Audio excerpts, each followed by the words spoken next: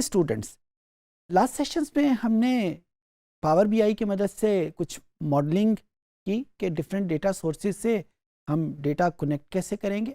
इस सेशन में हम एक स्टेप आगे लेते हैं और ये देखते हैं कि एनालिसिस कैसे स्टार्ट करेंगे। पावर बीआई में जितने भी एनालिसिस हैं वो सारे के सारे ग्राफिक बेस्ड है। तो जब एनालिसिस का नाम लिया जाता है तो इसका एक मतलब तो क्लियर है कि हम पावर बीआई के ऊपर कुछ ग्राफ डेवलप करेंगे। अच्छा, ग्राफ्स की कुछ खुद से लिमिटेशंस मौजूद हैं। अगर हम ट्रेडिशनल ग्राफ्स की बात करें तो ग्राफ या चार्ट सिर्फ दो वेरिएबल के ऊपर बन सकता है। एक्चुअली जब हम ग्राफ की बात करते हैं ना, तो ग्राफ में दो एक्सिस होते हैं जिनके ऊपर हमने पूरी कहानी लिखनी होती है। एक एक्सिस को हम हॉरिजॉन्टल एक्सिस कहते हैं और एक एक्सिस को हम वर्टिकल एक्सिस कहते हैं। मैथ की जुबान में एक को हम एक्स एक्सिस कहेंगे, एक को हम वाई एक्सिस कहेंगे। सो हमने पूरी कहानी इन्हीं दो एक्सिस की मदद से लिखनी होती है। इसी चीज को अगर मैं दूसरे लफ्जों में कहूं तो ग्राफ की एक कन्वेंशनल लिमिट ये है कि एक वक्त में सिर्फ दो वेरिएबल को टैकल कर सकता है, हैंडल किया जा सकता है। अच्छा, हम जरा मॉडर्न जमाने की तरफ आते हैं। कंप्यूटर को यूज करते हुए जब हम ग्राफ बनाएंगे तो कुछ नई टेक्निक्स की वजह से हम एक वक्त में दो से ज्यादा वेरिएबल भी डील कर सकते हैं। तीन वेरिएबल कर लेंगे, चार कर लेंगे। अच्छा, कंप्यूटर तो शायद इस पे कोई लिमिटेशन ना लगाए कि एक वक्त में हम कितने वेरिएबल एक ग्राफ की मदद से हैंडल कर लेंगे, लेकिन हमारी अंडरस्टैंडिंग उतनी डिफिकल्ट और उतनी कॉम्प्लेक्स होती जाएगी जो हम नंबर ऑफ वेरिएबल एक ग्राफ में ऐड करते जाएंगे। तो इस वजह से हमारी कोशिश ये होगी कि हमें graph as simple as possible रखें ताकि उसे समझना ना सिर्फ एक मैथमेटिशियन के लिए आसान हो, बल्कि एक आम आदमी भी उस ग्राफ को उतनी ही बेहतर तरीके से समझ सके जितना कि एक मैथमेटिशियन या स्टैटिस्टिशियन समझ सकता है। जब हम ग्राफ डेवलप करेंगे और हमारे पास वेरिएबल दो से ज़्यादा हैं तो ग्राफ्स की तादाद भी ज़्यादा होती जाएगी। हमारे पास स्क्रीन के ऊपर या उस पेज के ऊपर जहाँ पे हम ग्राफ डेवलप कर रहे हैं, नंबर ऑफ ग्राफ भी ज़्यादा होते जाएंगे। इन तमाम ग्राफ को मिला के जो एक कंप्लीट पिक्चर बनेगी, अगर मैं पावर बीआई की ज़ुबान इस्तेमाल करूं तो हम उसको डैशबोर्ड कहते हैं। जी, डैशबोर्ड। डैशबोर्ड बिल्कुल उसी तरीके से जिस तरीके से गाड़ी का डैशबोर्ड हमें गाड़ी के मुख्तलिफ पार्ट्स की, इंजन की, स्पीड की और मुख्तलिफ इंफॉर्मेशन प्रोवाइड कर रहा होता है, जो कि हमें बीइंग ड्राइवर बहुत ज़रूरी होती हैं और हमें उसका बहुत फ़ायदा होता है। बिल्कुल उसी तरीके से जो पावर बीआई में डैशबोर्ड बनता है वो भी हमें डेटा के मुख्तलिफ फीचर्स के बारे में इंफॉर्मेशन दे रहा होता है। मुख्तलिफ जो डायमेंशन है, जो हिडन है, उनको एक्सप्लोर कर रहा होता है, उनको सामने ला रहा होता है। और एक डैशबोर्ड जितनी ज़्यादा इंफॉर्मेशन हमें प्रोवाइड कर सके, एक डैशबोर्ड जितने ज़्यादा हिडन फीचर्स को हमारे सामने ला सके, वो डैशबोर्ड उतना ही बेहतर होता है। आइए हम कंप्यूटर पे चलते हैं और देखते हैं कि एक डेटा फाइल को एनालिसिस करते वक्त पावर बीआई में हम ग्राफ्स एंड चार्ट्स में कैसे कन्वर्ट करते हैं, या दूसरे मानों में हम उस डेटा फाइल के लिए एक डैशबोर्ड कैसे डेवलप करते हैं। जी स्टूडेंट्स, ये मेरे पास वही पावर बीआई का डेस्कटॉप है और मैंने कस्टमर डी बेस के नाम की फ़ाइल इसमें ओपन की हुई है। ये वही फ़ाइल है जिसके ऊपर हम बहुत सारे एनालिसिस कर चुके हैं। एक बात बता के उसके बाद मैं फिर उसके डैशबोर्ड के ऊपर चलूँगा, एनालिसिस के ऊपर। यहाँ पे मेरे पास सिर्फ एक फ़ाइल है, यानी डेटा सोर्स सिर्फ एक है। तो इस एक डेटा सोर्स के लिए मैं कोई भी मॉडल डेवलप नहीं कर सकता। ये सिर्फ मैंने आपको सिर्फ इस वजह से बताया कि मॉडल कहाँ पे इस्तेमाल होता है या कहाँ पे डेवलप होता है, जब हमारे पास सोर्सेज एक से ज़्यादा हो। यहाँ पे क्योंकि सोर्स एक है, लिहाजा और मॉडल्स या मॉडलिंग करने की हमें ज़रूरत नहीं है।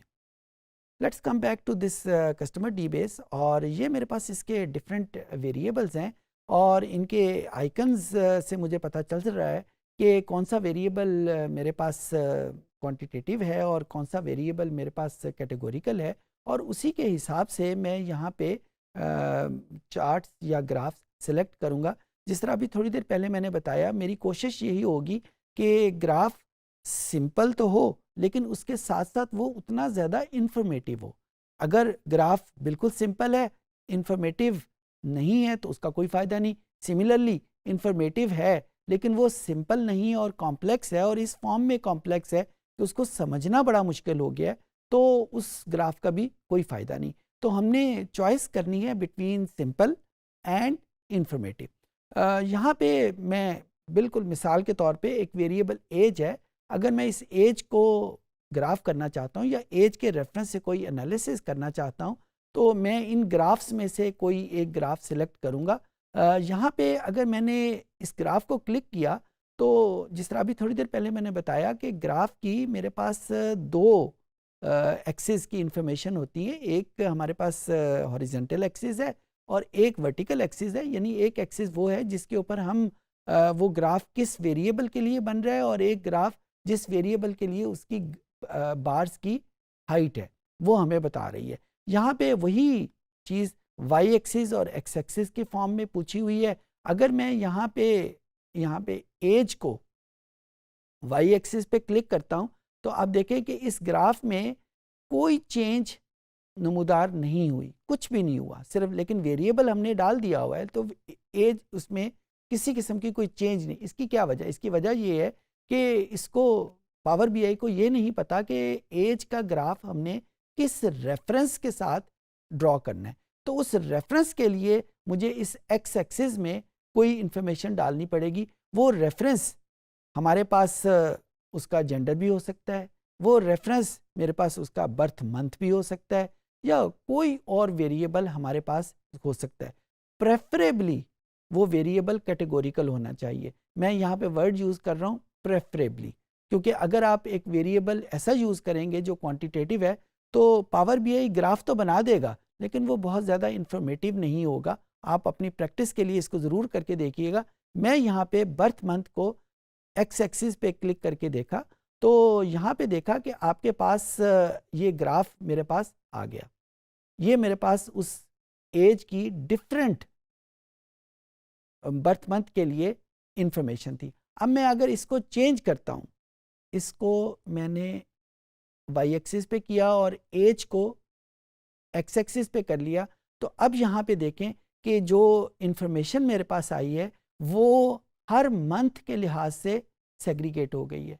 तो मैंने यहाँ पे जो ये एक्सपेरिमेंट आपको करके दिखाया, सिर्फ इसकी वजह ये है कि ये जो सिलेक्शन ऑफ एक्सिस है ये बहुत इम्पॉर्टेंट है, और इसके पीछे कोई रूल एग्जिस्ट नहीं करता। इसके पीछे रूल सिर्फ और सिर्फ ये है कि ऐसी फॉर्म में ग्राफ डेवलप हो जाए जो समझना आसान हो जाए, जिससे इंफॉर्मेशन बेहतर तरीके से पोर्ट्रेट हो सके। फॉर एग्जांपल इस ग्राफ से मेरे पास इंफॉर्मेशन ये आ रही है कि हर महीने में जो पैदा होने वाले कस्टमर हैं उनकी एज क्या है, और यहाँ पे ये सारे 12 के 12 महीने मौजूद हैं। हाँ, ये सारे के सारे महीने अल्फ़ाबेटिकली सॉर्टेड नहीं है, ये मैग्नीट्यूड के हिसाब से सॉर्टेड है, और जो ही मैंने किसी बार के ऊपर उसको माउस को क्लिक करता हूँ तो पावर बीआई मुझे उसकी रेफरेंस से इंफॉर्मेशन प्रोवाइड कर रहा है। अच्छा, इसके साथ साथ अगर मुझे कोई और इंफॉर्मेशन भी करनी है, आपने देखा कि मैंने जो ही इस ग्राफ के ऊपर क्लिक किया तो ये इस ग्राफ के रेफरेंस से इंफॉर्मेशन मेरे पास आ जाएंगी, और जो ही मैं इस ग्राफ को हाईलाइटेड है, अगर मैं इस ग्राफ के अलावा कोई और ग्राफ इस पर क्लिक करना चाहूँ तो ये ग्राफ चेंज हो जाएगा, किसी और वापस इसी पे लाना चाहूँ तो ये वापस इसी ग्राफ पे आ जाएगा। लेकिन अगर मैं इसके अलावा कोई और ग्राफ करना चाहूँ तो मुझे इस हाईलाइटेड शेड के अलावा किसी और जगह पे क्लिक करूँगा, और अब मेरा पावर बीआई रेडी है इस बात पे कि किसी और वेरिएबल के लिए इसी किस्म की इंफॉर्मेशन मैं रख सकूँ। फॉर एग्ज़ाम्पल ये इंफॉर्मेशन मैं इनकम के लिए डेवलप करना चाहता हूँ, तो सबसे पहले मैं क्लिक करूँगा, और ग्राफ को क्लिक करने के बाद मैं किस चीज़ के लिए ग्राफ बनाना है, मुझे इनकम के लिए ग्राफ बनाना है, तो मैं इनकम को लोकेट करके उसमें एक्स एक्सिस में क्लिक कर दूंगा। कोई इंफॉर्मेशन, कोई ग्राफ मेरे सामने नहीं आया। क्यों नहीं आया? क्योंकि इसका रेफरेंस अवेलेबल नहीं है। रेफरेंस के लिए लेट्स सी मैं उसका जेंडर की इंफॉर्मेशन यहाँ से ढूंढ के वहाँ पे रख देता हूँ। ये जेंडर की इंफॉर्मेशन मैं यहाँ पे वाई एक्सिस पे क्लिक करता हूँ तो ये मेरे पास जेंडर की इंफॉर्मेशन के लिहाज से ये मेरे पास ग्राफ आ जाएगा। बिल्कुल उसी तरीके से अगर मैं इसका रोल चेंज करता हूँ तो ग्राफ की जो फॉर्म है वो भी मेरे पास चेंज हो जाएगी। सो ये आपके ऊपर डिपेंड करता है कि आपको इन दोनों में से कौन सी फॉर्मेट, कौन सी इंफॉर्मेशन ज़्यादा बेहतर समझ आती है, किस तरीके से आप अपनी प्रेजेंटेशन को ज़्यादा बेहतर तरीके से बना सकते हैं। ये जिस तरीके से मैंने दो ग्राफ आपके सामने रखे, उसी तरीके से आप जितने मर्जी ग्राफ, जितने मर्जी वेरिएबल आप उसके लिए ग्राफिकल प्रेजेंटेशन डेवलप कर सकते हैं। लेकिन इसमें लिमिटेशन ये है कि ये जो एक पेज का साइज़ है वो सिर्फ इतना ही है। हम एक पेज से ज़्यादा पेज पे जा सकते हैं, लेकिन वो फिर एक स्क्रीन की बजाय दो स्क्रीन के ऊपर वो इंफॉर्मेशन आ जाएंगी।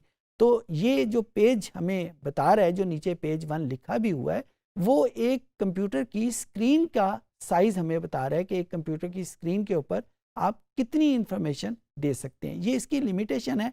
हाँ, हम ये ज़रूर कर सकते हैं कि हम इसका साइज़ जो है वो बहुत छोटा कर दें, लेकिन जो ही हमने इसका साइज़ छोटा किया तो जो इंफॉर्मेशन ये दिखाने की कोशिश कर रहा है वो लिमिट हो जाएंगी। और अगर इसका साइज़ बहुत ज़्यादा बड़ा कर दिया, वो इंफॉर्मेशन तो बड़ी अच्छी तरीके से दिखाएगा, लेकिन फिर हम बहुत ज़्यादा वेरिएबल इसके ऊपर पोर्ट्रेट नहीं कर सकेंगे। सो यहाँ पे कहने का मतलब ये है, जो मैंने अभी थोड़ी देर पहले आपको कहा था, कि जो choice of graph and the choice of axes all depends on you. और इसके पीछे क्राइटेरिया क्या है कि ऐसा ग्राफ हो जो ज़्यादा से ज़्यादा इंफॉर्मेशन प्रोवाइड कर सके, लेकिन ज़्यादा से ज़्यादा इंफॉर्मेशन प्रोवाइड करते करते वो कॉम्प्लेक्सिटी की तरफ ज़्यादा ना आ जाए, क्योंकि अगर जो ही वो कॉम्प्लेक्स की तरफ चला गया तो कंप्यूटर तो उसका ग्राफ बना देगा। जिस तरह अभी थोड़ी देर पहले मैंने यहाँ पे इन्हीं दो ग्राफ्स को जिस फॉर्मेट में आपके सामने किया, वो ग्राफ तो कंप्यूटर ने बना दिए थे, लेकिन वो ऐसी फॉर्म में नहीं थे कि हमें आसानी से समझ आ सके। शायद एक मैथमेटिशियन या स्टैटिस्टिशियन तो उसको समझ ले, लेकिन आम लोगों के लिए वो ग्राफ बहुत मुश्किल है। लेकिन इस फॉर्म में जो ग्राफ है वो समझना भी आसान है, हर कोई उसको बड़ी आसानी के साथ समझ सकता है। इस सेशन में स्टूडेंट्स, आपने देखा कि जब हमारे पास एक डेटा फाइल मौजूद है, भले वो मुख्तलिफ डेटा सोर्सेज से आई है, भले वो एक ही डेटा सोर्स से डेटा मौजूद है, तो उस डेटा को हम एनालिसिस करने के लिए मुख्तलिफ किस्म के ग्राफ जो कि पावर बीआई में मौजूद हैं, उनको हम कैसे यूज़ करेंगे, कहाँ पे कौन सा ग्राफ ज़्यादा बेहतर इंफॉर्मेशन देता है, किस ग्राफ में सिर्फ दो वेरिएबल हों तो बेहतर सिचुएशन आ जाती है, किस ग्राफ में दो से ज़्यादा वेरिएबल की इंफॉर्मेशन आ सकती है। ये सारी चीज़ें हमने डिस्कस की। उम्मीद है कि आपको ये चीज़ें समझ आ गई होंगी।